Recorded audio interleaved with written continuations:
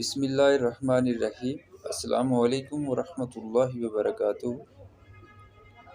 قرآن کریم میں اللہ تعالیٰ نے انسان کی پیدائش کا ذکر سورہ المومنون میں کچھ اس طرح کیا ہے۔ اعوذ باللہ من الشیطان الرجیم، بسم اللہ الرحمن الرحیم۔ وَلَقَدْ خَلَقْنَا الْإِنسَانَ مِنْ سُلَالَةٍ مِنْ طِينٍ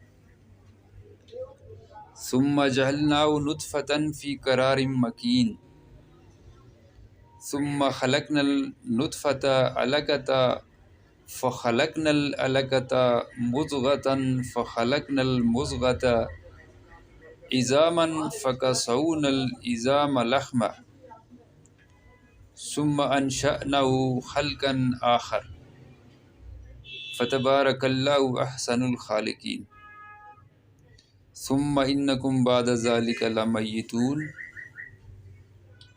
ثم انکم یوم القیامۃ تبعثون۔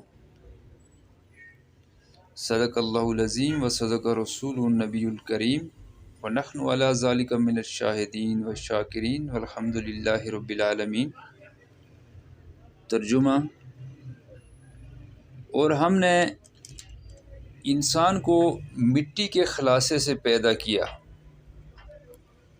پھر اس کو ایک مضبوط اور محفوظ جگہ میں نطفہ بنا کر رکھا، پھر ہم نے نطفے کا لوتھڑا بنایا، پھر لوتھڑے کی بوٹی بنائی، پھر بوٹی کی ہڈیاں بنائیں، پھر ہڈیوں پر گوشت پوست چڑھایا، پھر اس کو نئی صورت میں بنا دیا۔ سو بڑا برکت والا ہے اللہ جو سب سے اچھا بنانے والا ہے۔ پھر اس کے بعد تم مر جاتے ہو، پھر قیامت کے روز اٹھا کھڑے کیے جاؤ گے۔ وآخر دعوانا ان الحمد للہ رب العالمین۔